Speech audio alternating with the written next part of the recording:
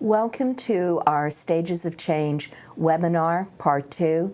My name is Victoria Lahey. I'd like to go over some housekeeping issues before we begin. Click on the Question and Answer tab below my video, and you'll see a text box where you can type your questions or comments. I'll review questions during the session. I'll stop at 10 to answer any questions, then again at 10:30, and save a little time at the end of the presentation to answer any remaining questions. For those of you who are listening by using the phone, please mute your phone to avoid everyone hearing your conversation and any background noise. 61 pound to mute, 60 pound to unmute. I'd also like to address some questions that were left over from last week before we begin. At the end of last week's seminar, someone asked about Socrates for adolescents. And the inventory that's used to assess motivation for change in adolescent substance abusers that I think you were referring to is Motivation to Change Inventory for Adolescents. This is an inventory that's based on the Socrates with one important difference. For adults, the Socrates is broken into two separate scales, one that assesses readiness to change for alcoholics and one that assesses readiness to change for drug abusers. The adolescent version combines both the drug and alcohol scale into one separate scale. And again, this inventory is based on the Socrates that's used with adults. Someone else had asked about the problem recognition scale. And this is another inventory that's used to evaluate the degree of problem recognition and willingness to change with adolescent substance abusers. It's a 25-item scale that uses a 4-point Likert scale. And the types of questions that are used, or the type of statements that individuals use the Likert scale to assess is, an example would be, my use of alcohol or drugs has hurt others. The other thing that I'd like to address before we begin is someone last week asked about the use of contingency management when using stages of change. And contingency management is any type of consequence that we use to help shape or change behavior when working with clients. The kinds of treatment models that most of us are familiar with that use contingency management are things like token economies or the level system that's used in residential treatment and is used in therapeutic communities. Contingency management models usually fall into two different types: reward models and reinforcement models. Reward models are models that acknowledge major change and achievement. They usually reward major accomplishments, like extended periods of abstinence, say 6 months, or someone who attains either a GED or a high school diploma. One of the problems with reward models is they're often not powerful enough to motivate behavior in individuals in severe addiction who have poor levels of self-efficacy and often poor problem solving and coping skills. In a reward model, the people most likely to receive reward are the individuals the least in need of motivation. These are usually individuals who have internal locus of control and don't rely on external reinforcement to make behavior change. And what often happens is because rewards only occur when someone makes a significant change, individuals who have low levels of self-efficacy, poor problem-solving skills, and coping skills often don't last in treatment long enough to receive reinforcement. When we look at reinforcement models, the goal is to break down behavior into very small steps and reward individuals along the steps to achieving a significant goal. These are done particularly frequently in early treatment and change process, with the idea of trying to reinforce any kind of behavior change and give people incentive to make even small changes. What we're trying to do in a reinforcement model is make it easy for someone to earn an incentive. Motivational enhancement or incentives are what are used within the stages of change model because we break down change into small doable steps. Motivational incentives reinforce people along the small steps in the change process. And why this is particularly helpful is individuals who have difficulty making behavior change receive incentives and reinforcement for the small changes that they make, which increases their level of self-efficacy, a recognition that they do have skills that are necessary to change. And because these individuals often have low levels of self-efficacy, motivational incentives reinforce and help people to build and develop a sense that they do and are able to make accomplishments. One of the other features about using motivational incentives is that early recovery is often a grim experience for individuals. They're in pain, they're in discomfort, and the rewards that come with recovery are often in the future. What this can do is to both provide people with pleasure and a sense of accomplishment early in the treatment process and help to reinforce and keep the decisional balance focused or leaning toward behavior change, because someone is having positive experiences that can often mitigate the discomfort that they experience in early recovery.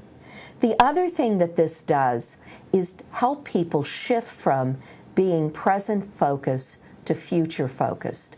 If I can accomplish a reward sometime this week, as opposed to waiting 4-5 months in the future, I can begin to transition from immediate gratification to delayed gratification.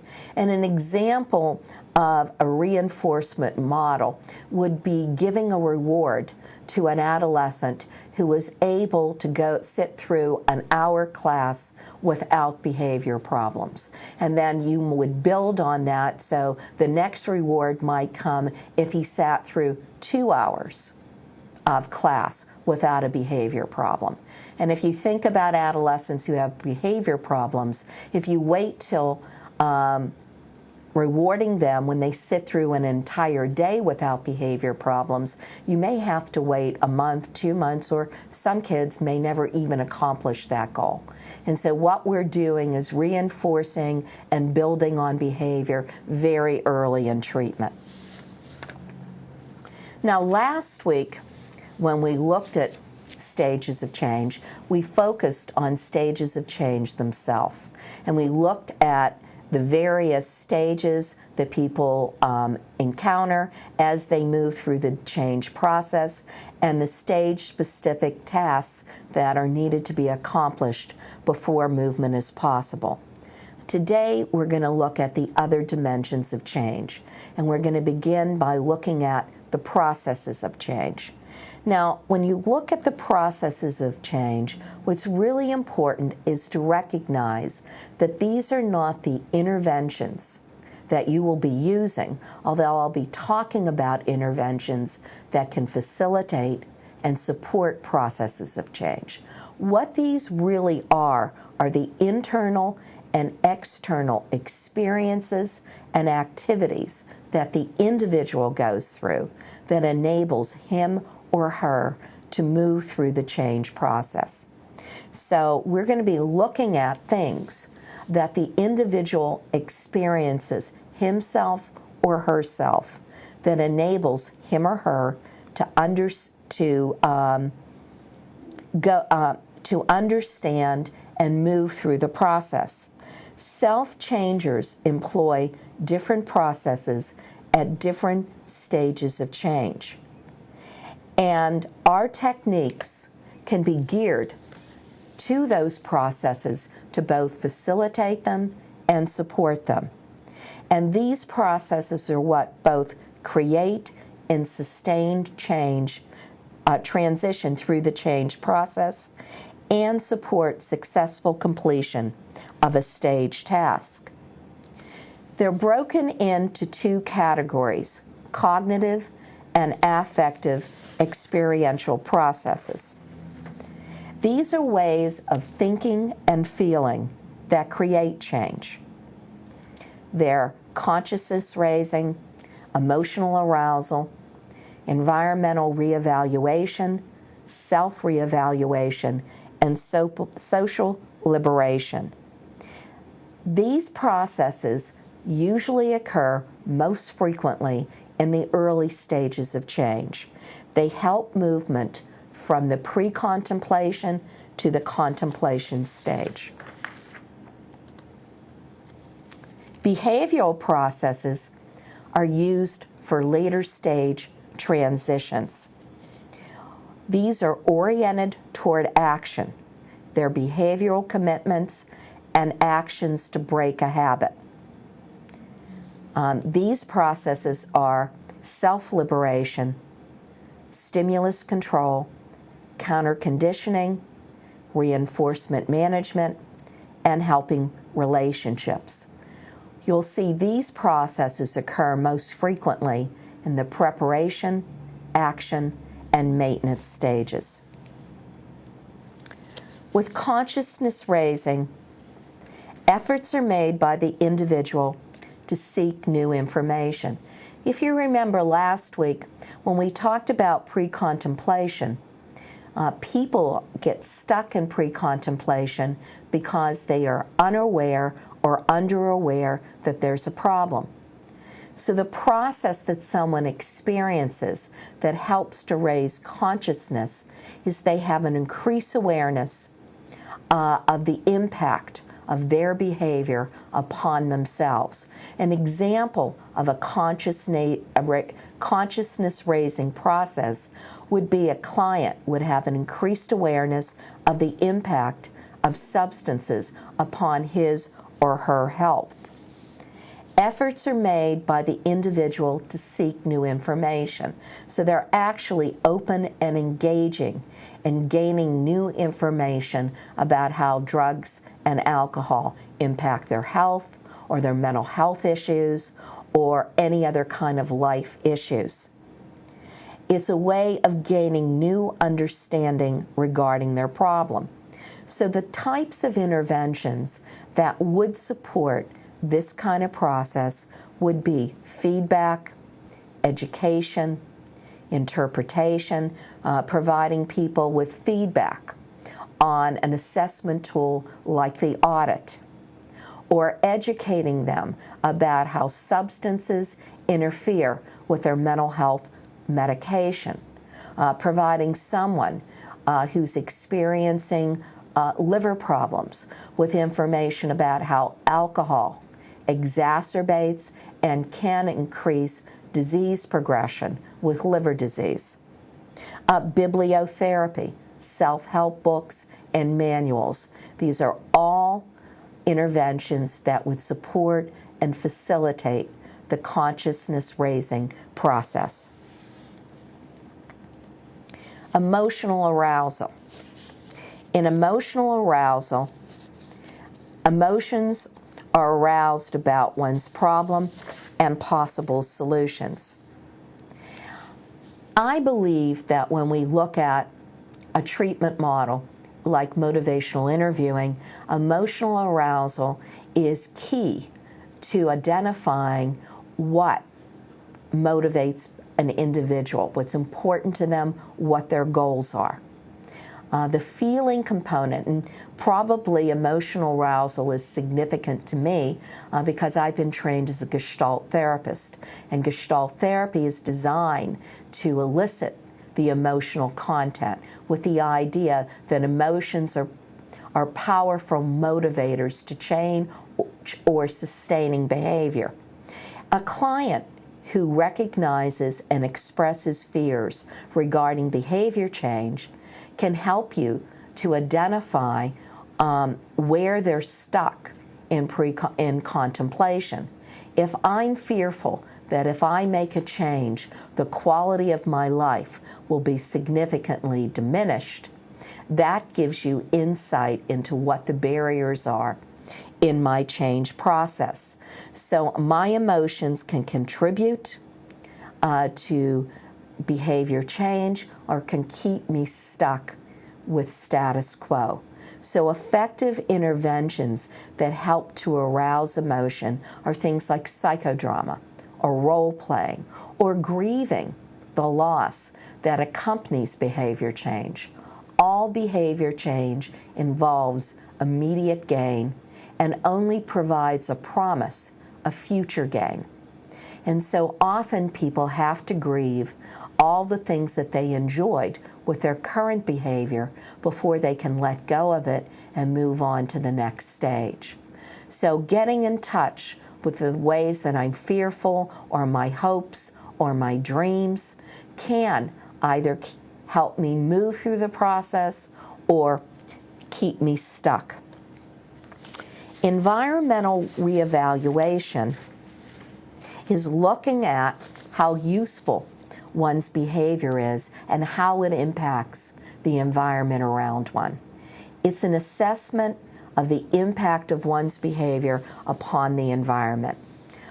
Clients developing awareness that driving while intoxicated has an impact of others can enhance the behavior change process. I'm particularly reminded of a client that I worked with who could not understand why people bought car insurance. He was someone who had gone through the change process. And I think when you're working, particularly with criminal justice clients who have antisocial behavior, often environmental reevaluation is something that occurs later in the change process. Recognizing that their behavior impacts others is something that often happens later in change. And this was an individual who had successfully changed his drug and alcohol behavior, had been abstinent for a while, had just gotten a new job, bought a car, and was told he had to buy car insurance. And car insurance made absolutely no sense to him. And he came to me and said, "Why should I buy this?" And I explained why people buy car insurance. You know, you hit or damage someone's car, you're able to help them repair it. And I remember explaining that sometimes when you hit someone's car and they're not present, you leave a note on their front window with your insurance information, which he thought was insane. He said to me, "You actually leave information, you just don't simply go?" I said, "No, you do that because this is responsible behavior." And at the time he said to me, "I'll do this. Makes no sense, but I'm really trying to make behavior change, and so I'll try it because you say it's a good idea." And after he'd been working for a while, he bought a new car, and someone hit his car in a car accident. And he came back and said to me, "I get why people buy car insurance. You buy car insurance because if you damage someone else's car, they've worked really hard to buy that car. And that damage makes a significant impact on that other person.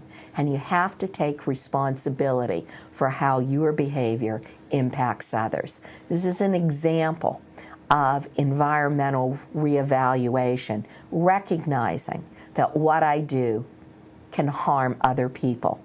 Empathy training is a very effective way of heightening people's awareness about how their behavior impacts others.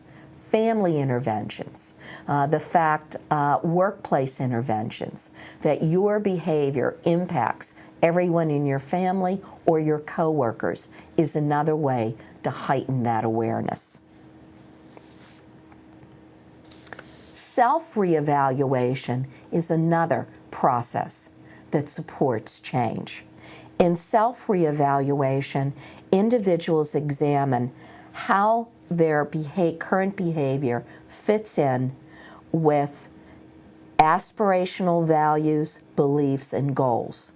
How is what I'm doing fitting in with who I want to be, either now or who I want to be in the future, and looking at the goals I presently have or what I want to aspire to.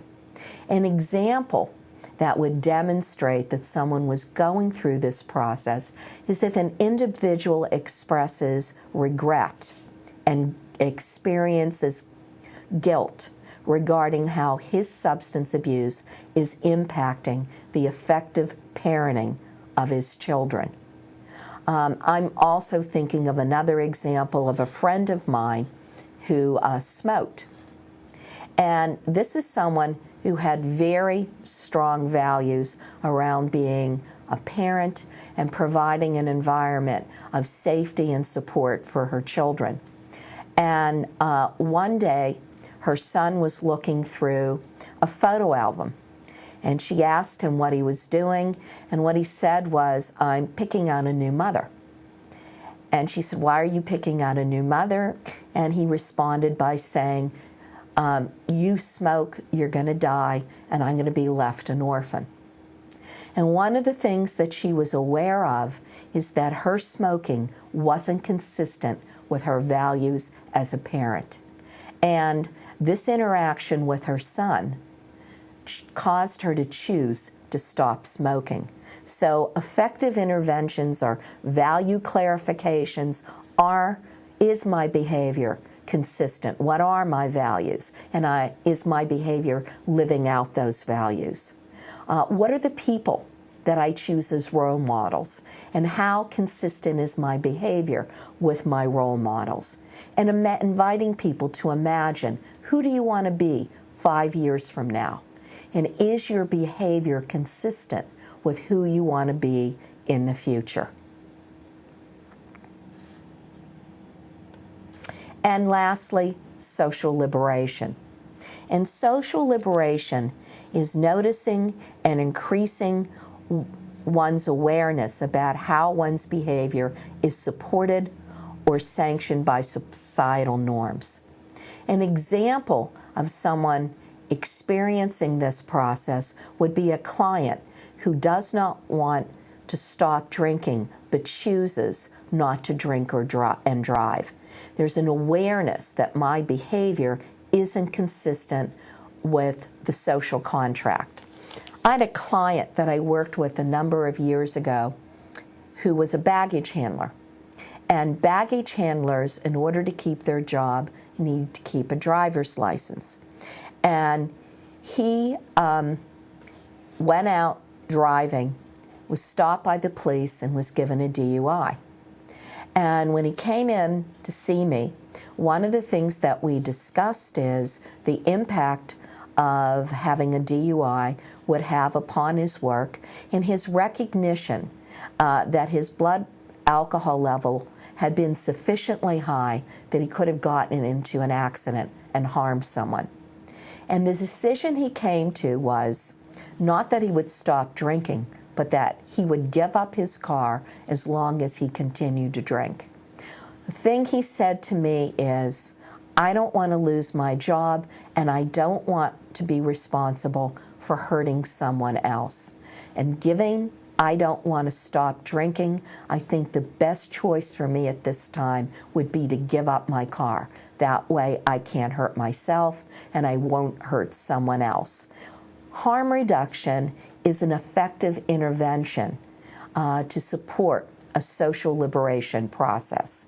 Harm reduction invites people to look at the impact of their substance use and the harm it does both them and it does their community, and to begin to engage in activities that reduce the harm to themselves and reduce the harm to others. So individuals who use needle exchange programs are invited to remove needles in their community from abandoned lots or in the areas around where people use drugs. Consumption reduction, reducing the amount that I drink so that my blood alcohol level won't be above the legal limit, or shifting from moderate drinking to low-risk drinking to alleviate this health-related problems that I'm experiencing, are all strategies that would support a social liberation process. This, to me, is a good time to stop and then look to see if there are any questions about the processes of change that I just discussed. So I'm going to invite you to take time out to ask questions if you haven't already begun to do that. And I see that Lawrence has submitted a question that says that society often wants immediate rewards, and our clients often want immediate rewards. But when you look at learning theory, one of the things that's an axiom in learning theory is if you want someone to repeat a new behavior, you reinforce it immediately. And in early stages of learning, the more reinforcement we give people early in the learning process, the more likely they are to repeat the behavior. And once the behavior is learned, we can shift to intermittent reward schedules. And so motivational incentives can provide people with the reinforcement that's needed to learn new behavior. And then we can begin to shift those incentives to rewarding people intermittently. And what that does is to enhance the learning of new skills. Any other questions that individuals have at this time about processes of change?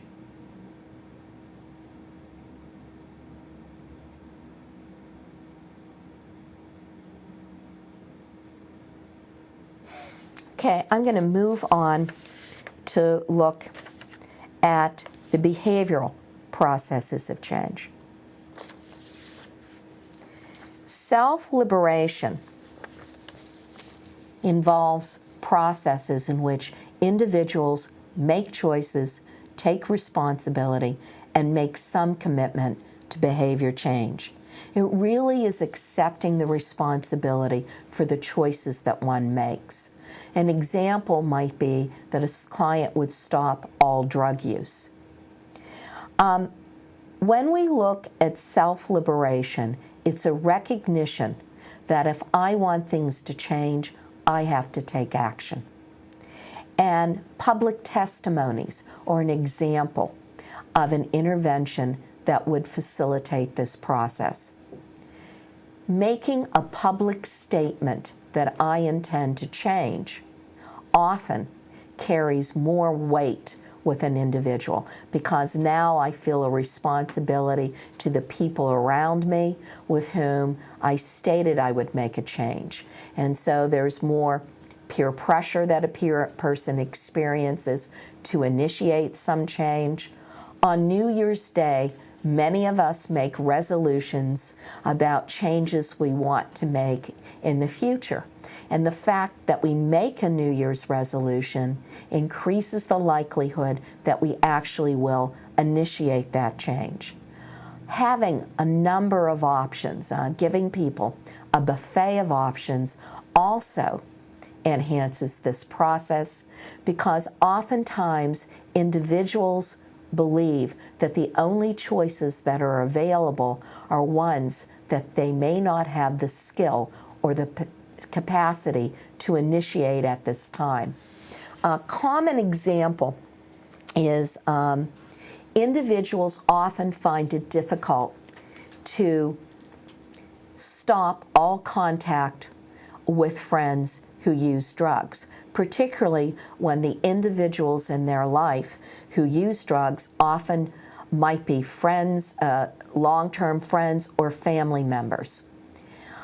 An intervention that you can give an individual is to increase the amount of time that they spend daily with people who don't use drugs, as a way of demonstrating that change is something that can happen in intermittent stages, and then weekly encouraging them to increase the amount of time that they spend with individuals who don't use.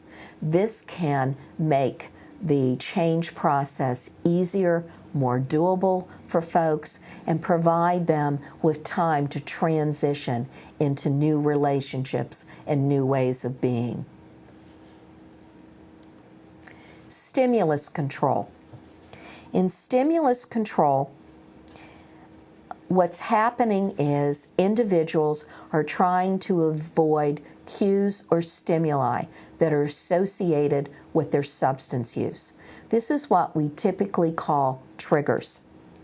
And when we look at what happens in brain chemistry and also the impact of the rewards that accompany substance use, often triggers get finely encoded, or associations between certain stimuli and drugs get deeply encoded in people's memory. And so it's difficult to undo that process. Recently, one of the things I was reminded, that reminded me about how powerful triggers are, is I have a mother who stopped smoking 25 years ago.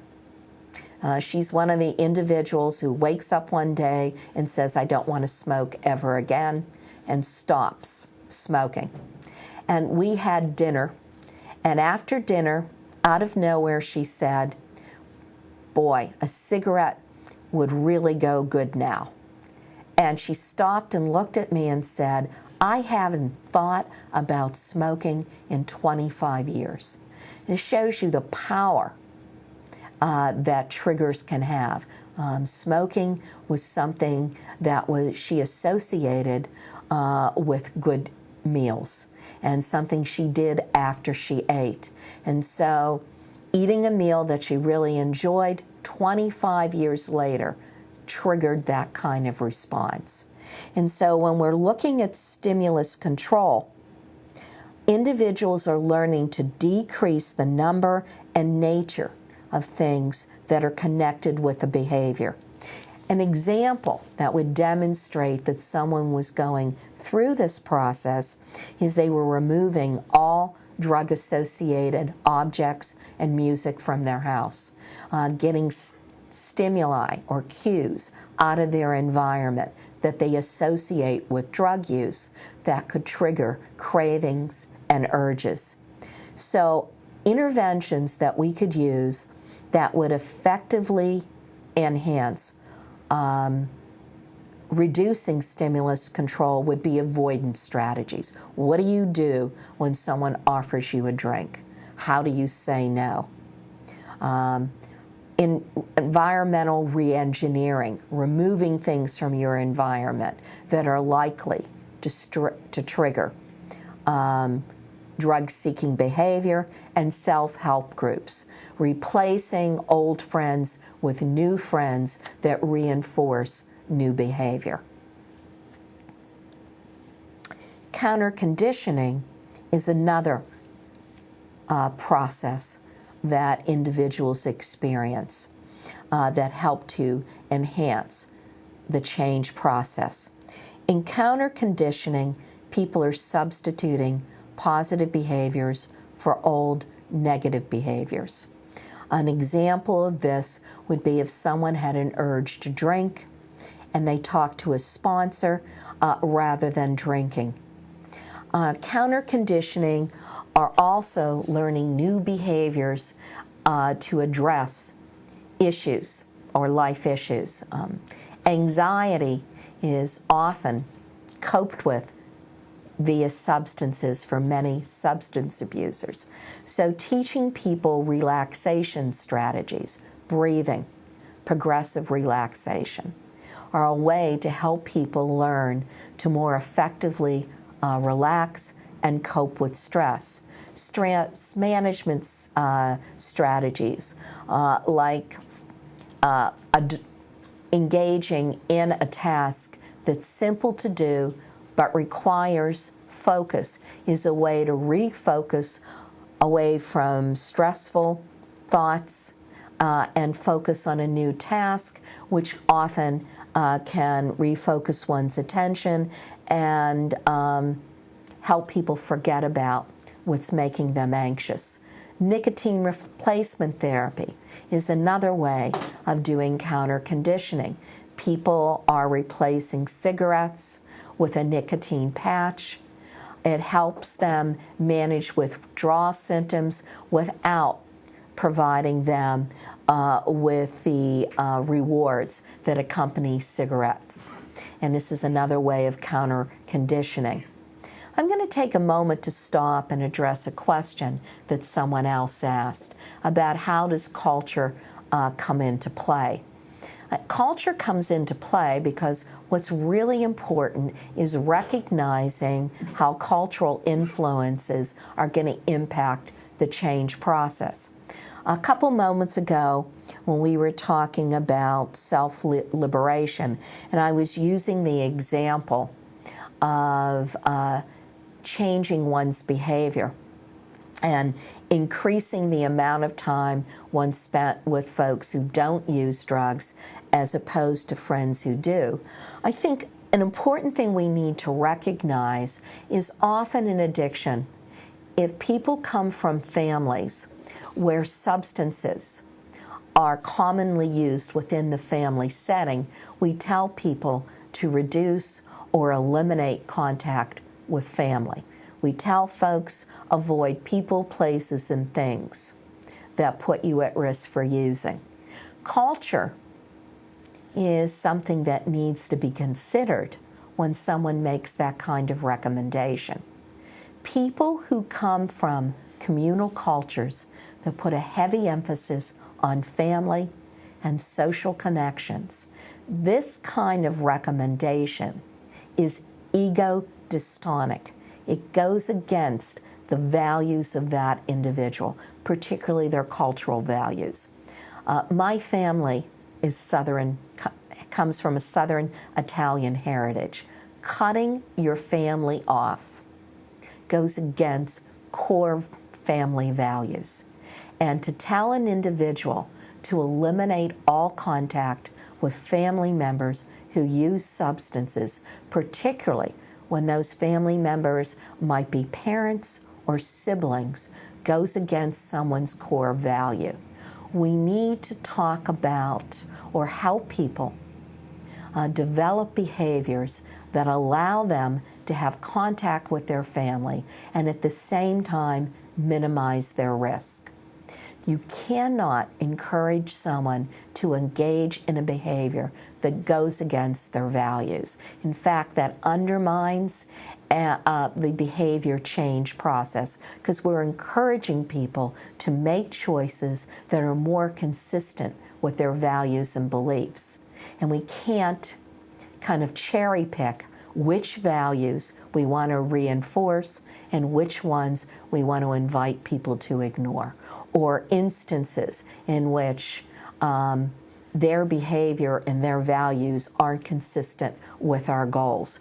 And so I think we often have to be sensitive to people's cultural values, their beliefs, their attitudes, and to utilize interventions that support this process and also are culturally relevant to the individual.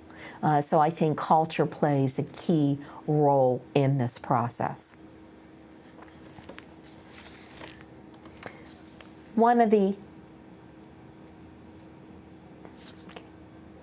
I'm going to stop again because there's an extensive question, and the question that I'm being asked is, what discrepancy occurs between public statements and announcements about our own behavior, possibly leading to guilt and anger, and thus to the increase of need felt to compensate by returning to abusive behavior?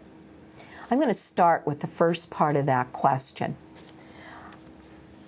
Part of what we want to do with stages of change is to help individuals recognize that change occurs in small increments.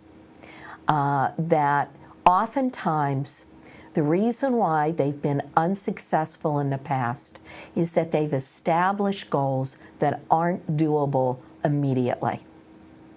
And so what we're going to encourage individuals to do when they make public statements is to make statements about goals that are doable, that they have the skills in place and that are easily, and the resources to attain those goals. If you're familiar with motivational interviewing, a common question when someone states a goal is to ask them, on a scale of 1 to 10, how likely is it going to be for that individual to accomplish that goal? And we provide support and encouragement for goals that individuals identify at an 8, 9, or 10 on that scale. That means that they're more likely to follow through because they have the incentive and the skills in place to accomplish that. And so, encouraging people to make public statements, we want to encourage them to make statements about things that are doable. And it doesn't have to mean that tomorrow I'm going to make significant behavior change and I'm never going to engage in that behavior again. It might mean that a person makes a public testimony that I'm going to go for an hour. Tomorrow I'm going to try and not disrupt a classroom for an hour. Or I'm going to be quiet and focus on certain behavior for 15 or 20 minutes. Or I'm going to initiate a homework assignment without someone having to tell me to do so. They're small steps that people often can accomplish, that they can feel a sense of satisfaction and gain acknowledgement for others. It's going to a meeting or trying to go to 2 meetings in a week. And I cannot see the second part of that question. It's often public announcements can be associated with further feelings of embarrassment. You're right, they can be. That's why what we want to encourage people to do is only commit to changes that they think they can accomplish. And also to acknowledge when they do attempt to make a behavior change, the areas in which they were successful, to recognize that change often isn't a 100% process, that sometimes we need to tweak what we're trying to accomplish in order to succeed.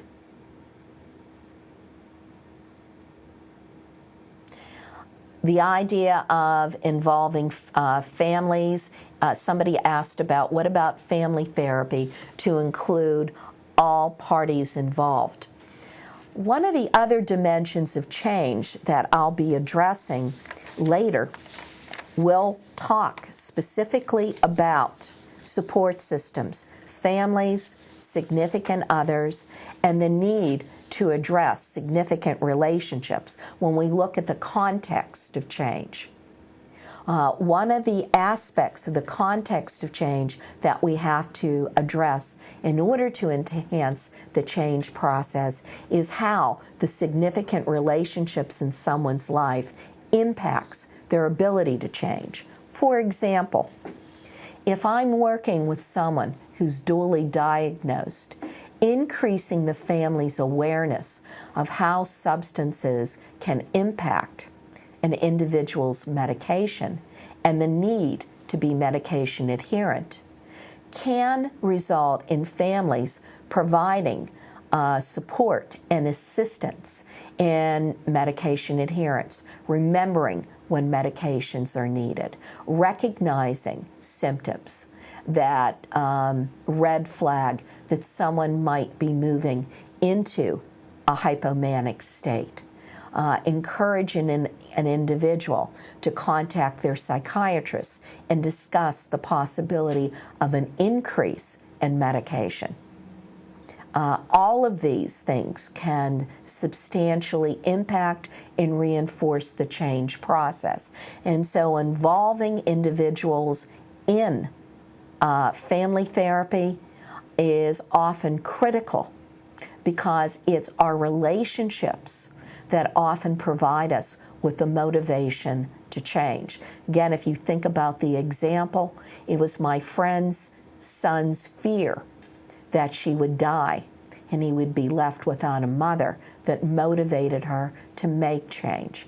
And so her son and her relationship with her son became a significant incentive for her to initiate behavior change.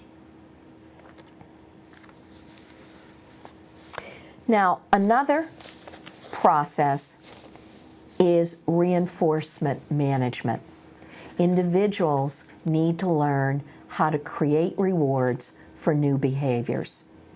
An example of this would be a client uses money that he or she has saved from not buying cigarettes to go on a vacation, so that there's a reward that he or she experiences that is as significant as the reward he or she might experience from using the substance.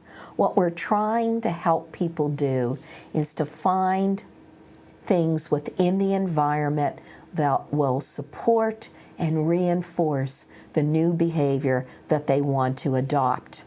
And so the kind of interventions that really can support these are contingency contracts. If you accomplish a certain goal, you'll receive this reward. I'm thinking in terms of token economies, where people, when they accumulate 30 chips, they can buy a extra hour watching television, or they can buy a weekend pass, or they can buy some other reward that's important to them. Another is self-recognition statements, inviting people to acknowledge what successes they had throughout the course of a day, or group recognition. In 12-step programs, individuals are given a chip that acknowledges that they had 1 month clean time. Asking people to go around the room and inviting group members to acknowledge the changes that they've seen in a particular group member, all of which can reinforce and help people recognize the changes that they're making. This is particularly effective when you're dealing with people who tend to be glass half full, glass half empty people, as opposed to glass half full people. Clients are more focused on what they're not doing rather than the changes that they've made.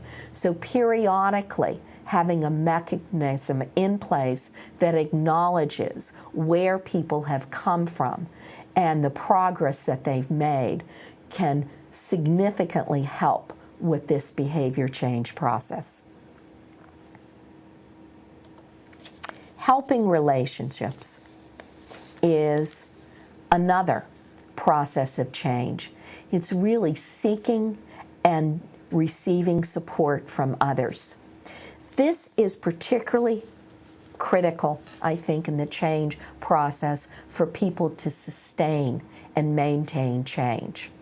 When we look at research on resilience, people who are able to weather significant challenges are often people who have strong connections with others. When you think about the research that is done on pets, that people are healthier if they have a dog or cat. What that really speaks to is having a relationship in which one feels important and necessary to someone else. There have been studies done that show that people have a heightened immune response when they have plants, as well as pets and significant relationships. The study that I found particularly interesting was the one that demonstrated that people who have played bridge have stronger immune systems. It's not playing bridge, but it's the social interaction with others that heightens people's immune response. So when we're looking at people who have to weather significant challenges, particularly in early recovery, having people who care about you and invested in you can really help people build their resilience to weather those challenges. I'm also thinking about a number of the clients with whom I've worked who just simply have no trust that the environment can effectively respond to them. And having connections with people who care about you, reciprocate, and are invested in you can significantly change one's beliefs about the environment's ability to support and respond effectively to you.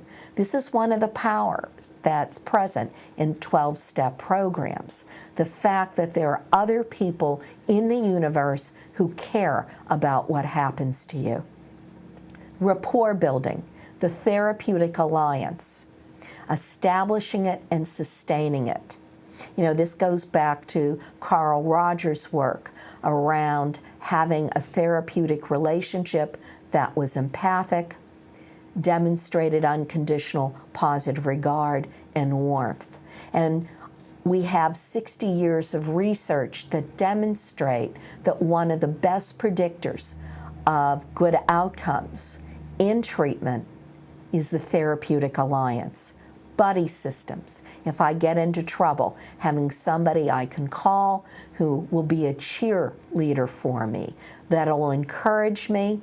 You know, sometimes we are not able to hold on to a recognition of our strengths and our capacities. Having a friend who can do that for us, who reminds us that we are capable, where we've come from, can be a powerful incentive in the change process. I'd like to take a couple minutes before we go on to talking about markers of change to see if there are any questions.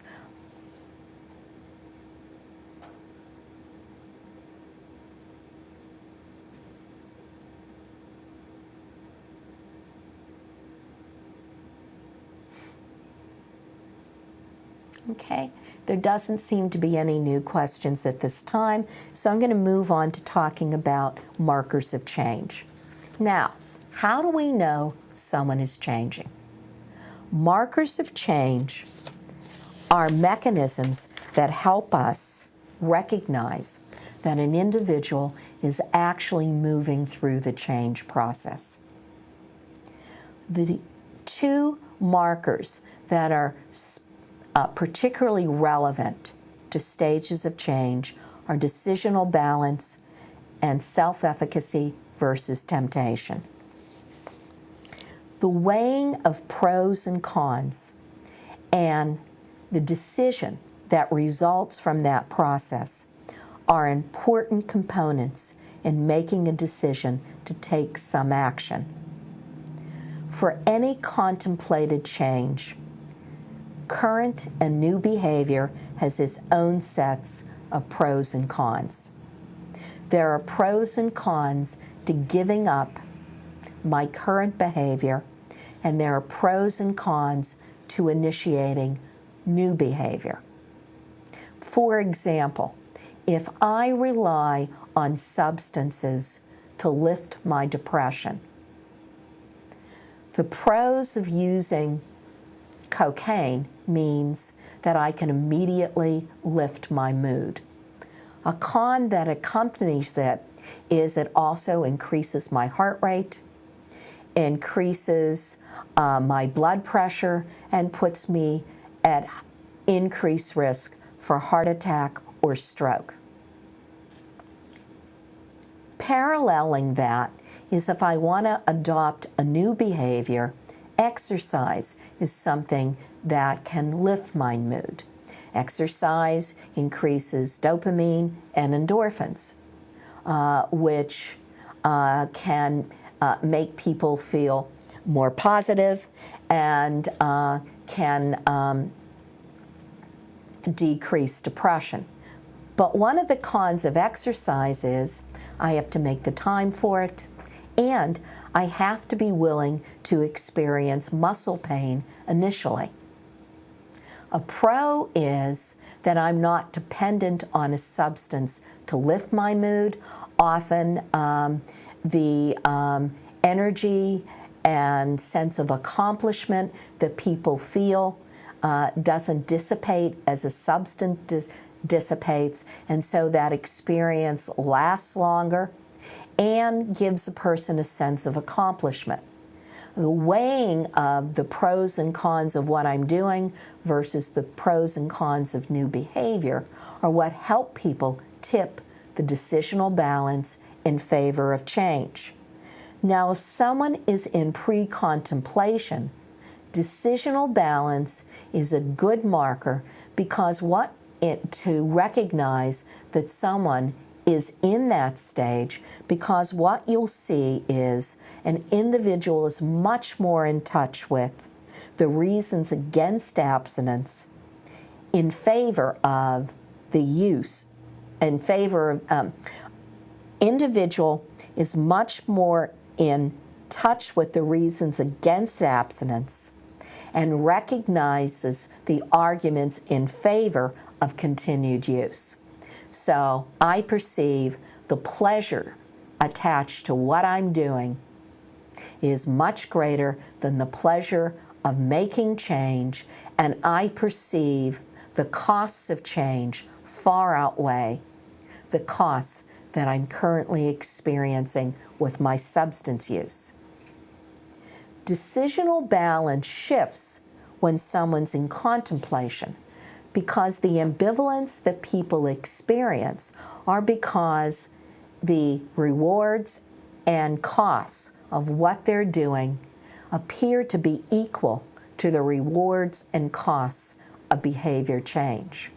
What motivates someone to make a change is when the perception that the pleasure in what I'm doing currently is far outweighed by the costs, and the potential benefits of behavior change outweigh the immediate discomfort that I might experience when I initiate new behavior.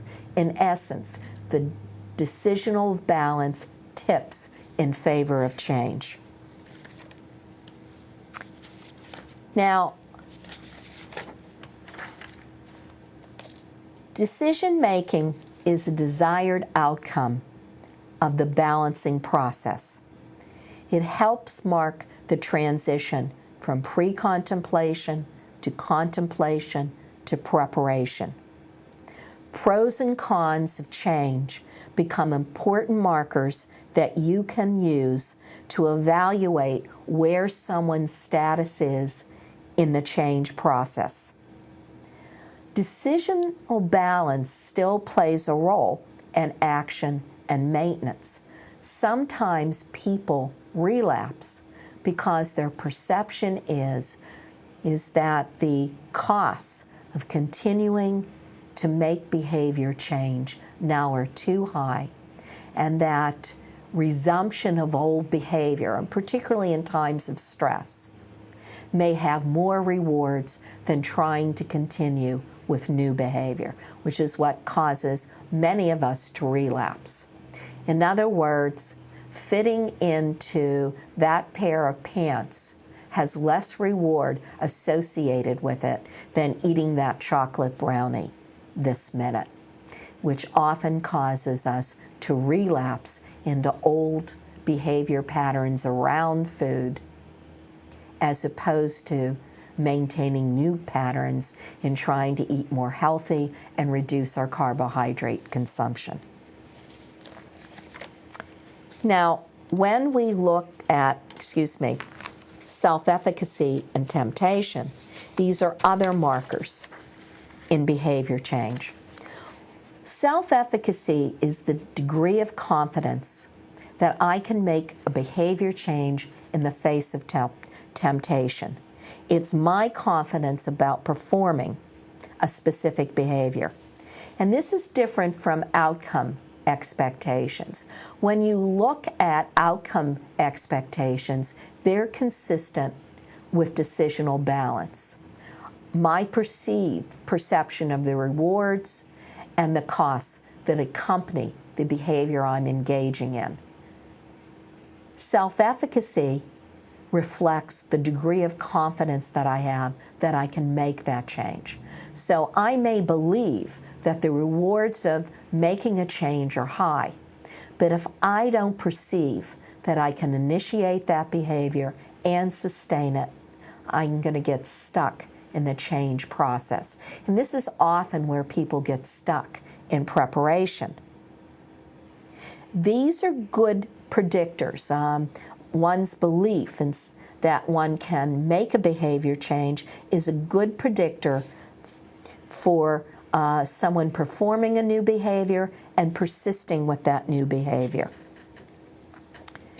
Self-efficacy becomes a much stronger marker of change as people begin to initiate change.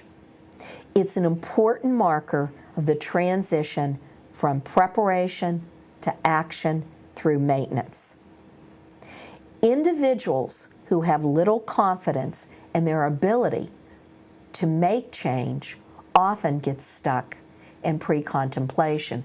If you remember last week when I talked about pre-contemplation, I said not only were individuals who were unaware or underaware that they had a problem in that stage, but also we had individuals who might recognize that change would be useful, but believe that it's hopeless, that there's no way that they can change their current behavior.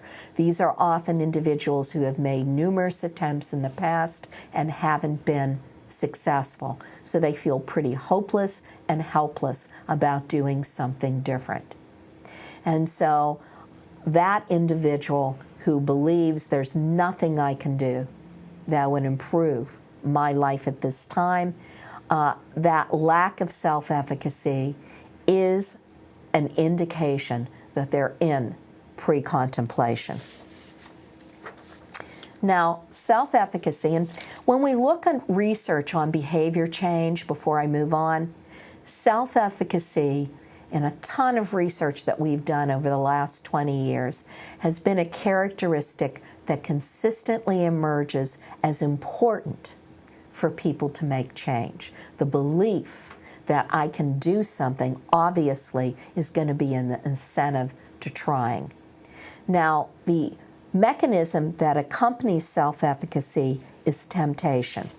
This represents the strength of the desire or inclination to perform both an old or a new behavior. Often, it's negatively correlated with self-efficacy. My belief that I can accomplish a task may be outweighed by the intensity of the temptation that I feel to fall back into old behavior. But this is not always necessarily the case. An individual may believe that a brownie is going to be strong temptation, but also have confidence that he or she can withstand that temptation. So when we look at temptation, we want to offset it with the degree of confidence that an individual experiences. A situational confidence questionnaire is a good way of assessing self-efficacy versus temptation. The short version of this questionnaire asks individuals to identify how confident they are that they won't use substances in the face of certain challenges. For example, I feel confident that I won't use substance around friends who are encouraging me to do so. And it asks an individual to rate their level of confidence across a scale of 1 to 10. What this can do is to help you gear your behavior plans to addressing those areas in which people have the least amount of confidence and the most temptation. Excuse me. I'm going to stop now because it's 10:30 and see if we have any questions.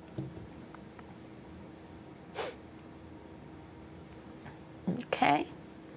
There doesn't appear to be additional questions.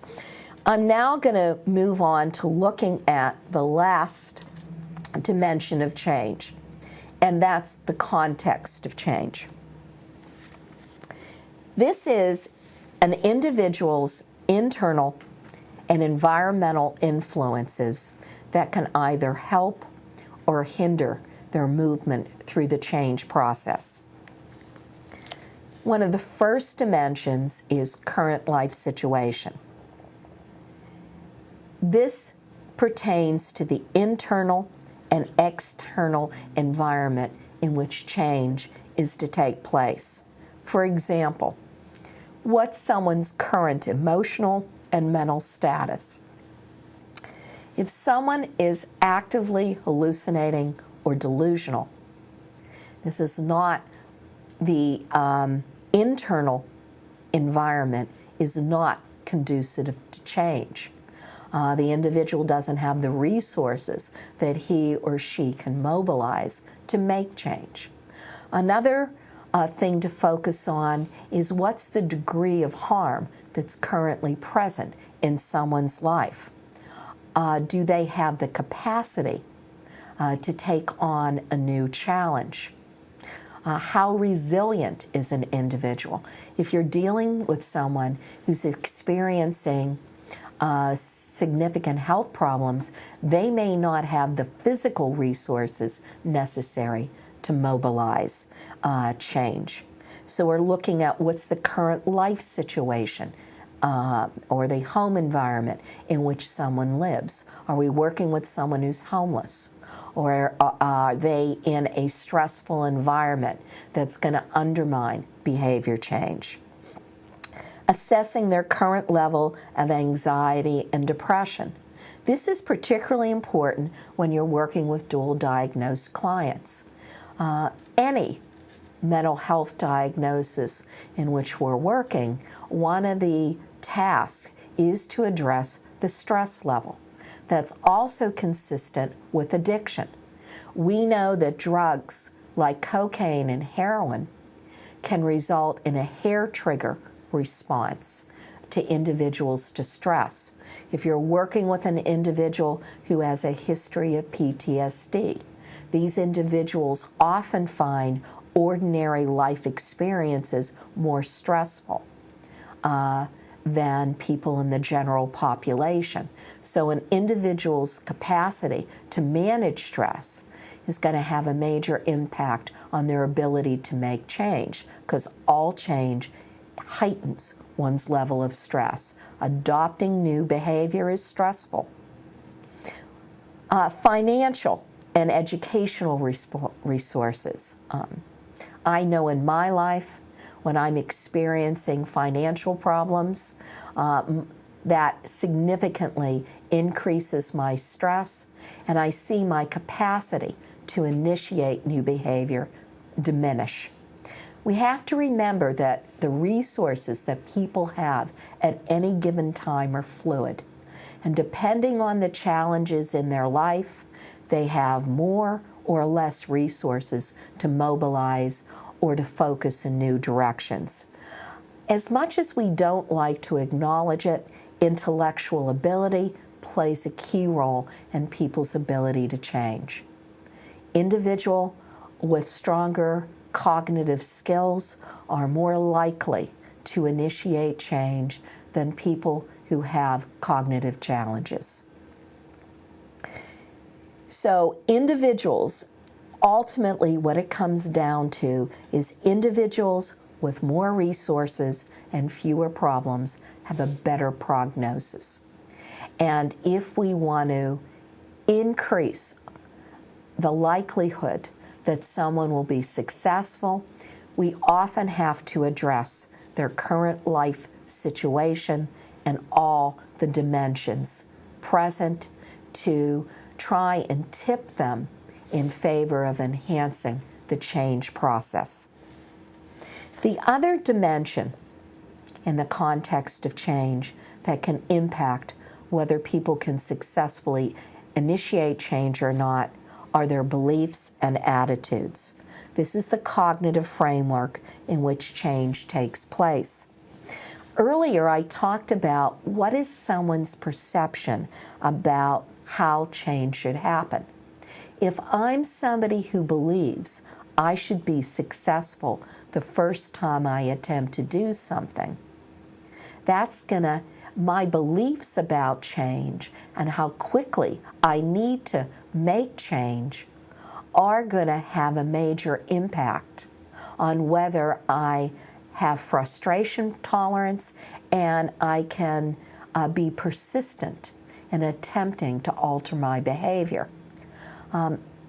If I believe I have to be successful the first time, that's going to have a major impact because few of us are successful in the early stages of change. And helping people to understand that you don't go from abusing substances every day to be totally substance-free within 24 hours, that this is a process that people accomplish over a period of time with small incremental stages, can help people have a more realistic view of what change looks like and how change occurs.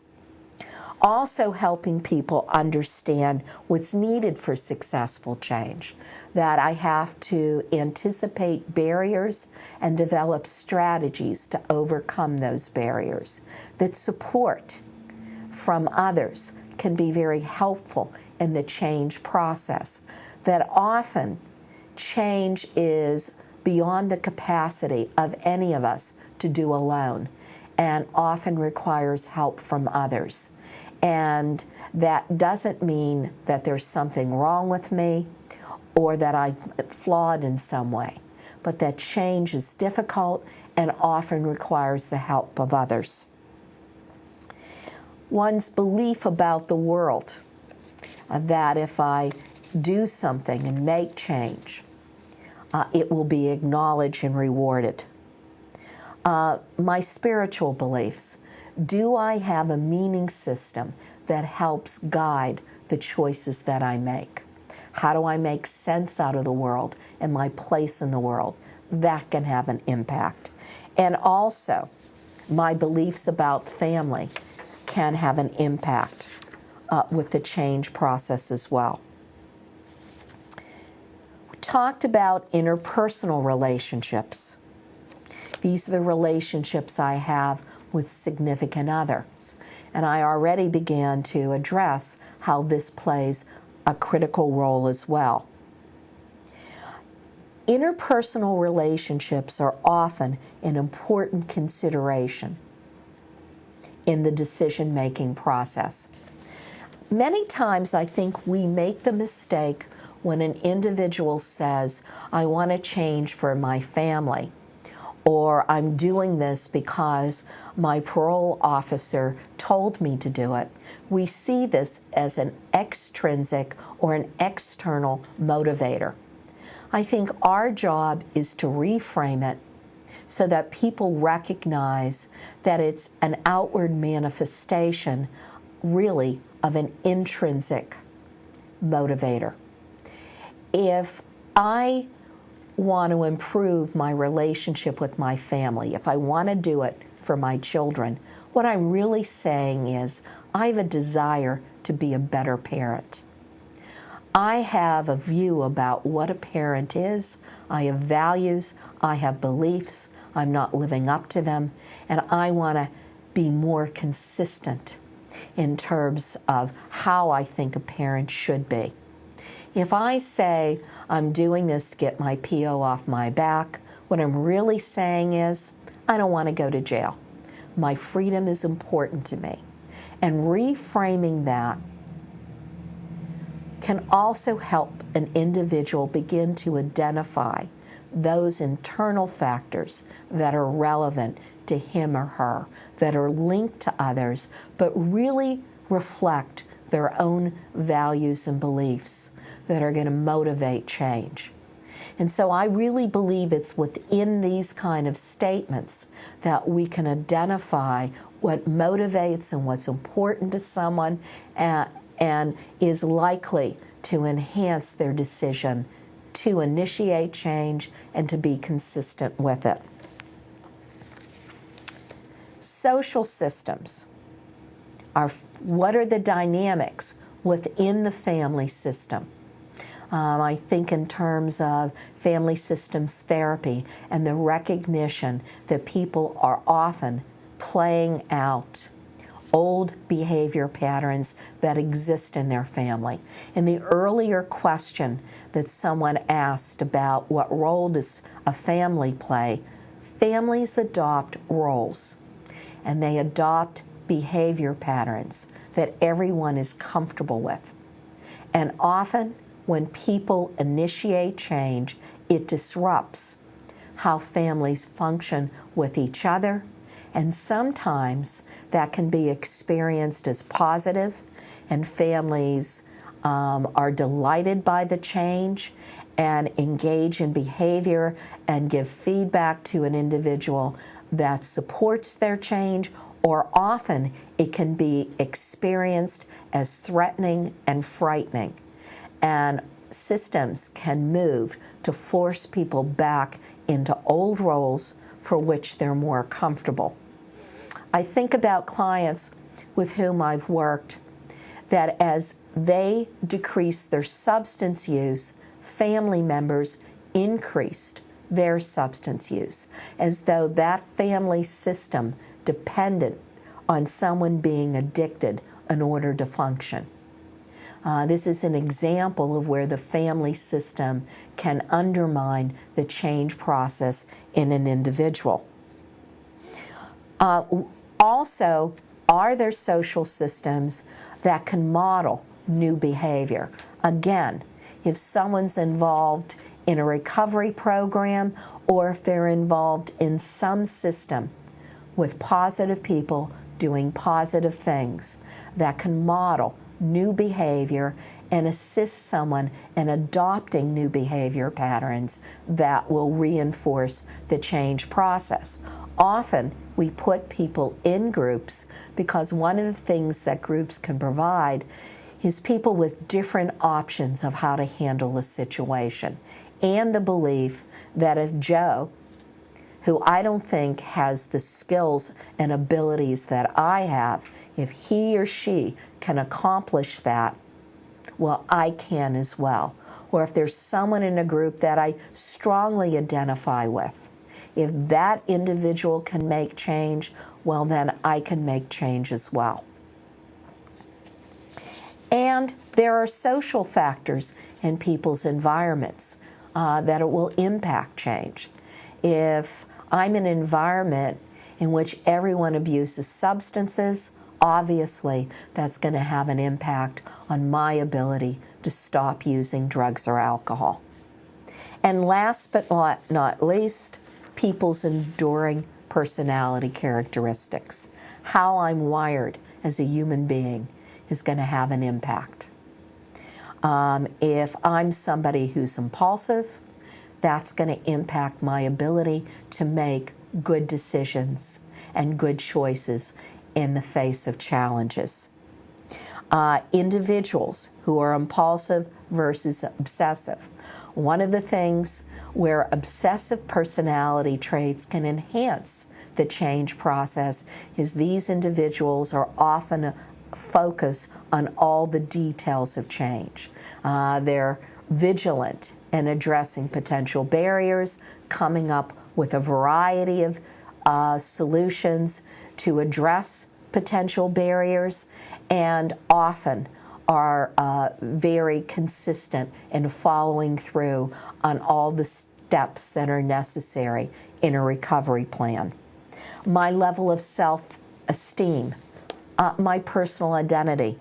I'm thinking about a client, a college student that I was working with a couple years ago, where her identity in her community was she was the wild child. She was the person everybody could expect to be the risk taker. And her identity was really caught up with playing that role.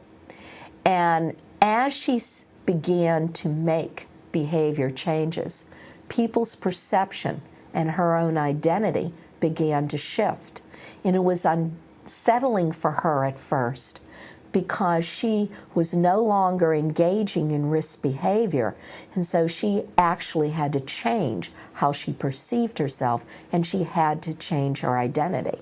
And for a while, she was kind of lost in trying to figure out who she was and how to see herself. And over time, her identity shifted to perceiving herself as the person everybody saw as the most stable person in her group. And we spent a lot of time talking about what was lost by giving up that old identity and what was gained by assuming the new one, and how comfortable it felt. But that was a transition that occurred over time and really required support and validation and acknowledgement and recognition of who she was evolving into and why that evolution might be important. When people have drug use intricately connected with their identity, behavior change can be very unsettling, because I no longer know who I am or even how I'm supposed to respond.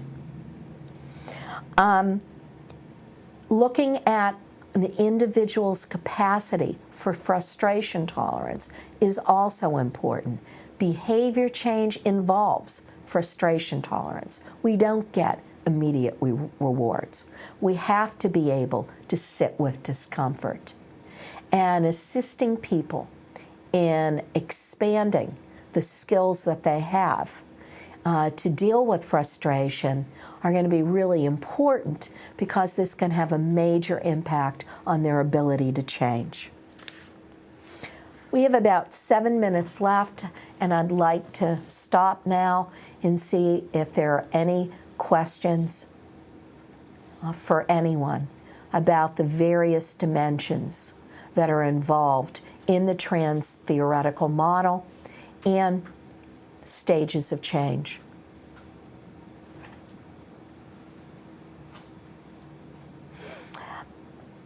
Question that I've been asked is, when people don't have the resources, what are your suggestions for working with clients?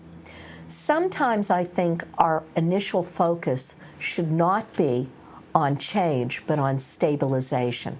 How do we help people build up the resources that are needed to initiate change? So initially we may be focusing on getting them in stable housing, trying to more effectively manage their mental health symptoms, having adequate financial resources, addressing immediate legal concerns, so that an individual can shift their focus from immediate problems to making change. Years ago, I worked quite extensively with people who had been diagnosed with HIV, particularly individuals who had been diagnosed with AIDS and who were in drug and alcohol treatment. And one of the things that was very clear is I had to assist someone in adjusting successfully, psychologically and socially, to an AIDS diagnosis before I could even address addiction issues. If someone is terrified that they're going to die, you have to address their ability to survive and manage a disease before they can focus on making behavior change. So I would say with those individuals, we need to stabilize them. This is where harm reduction can be effective. Before you can initiate significant change, what are the ways that we can reduce the current harm in your life so you have the resources to redirect toward a change process? So I wouldn't suggest a new model. What I really would suggest is using this model and really helping to stabilize people. And again, maybe focusing more on harm reduction until the resources are there for change. Any other questions?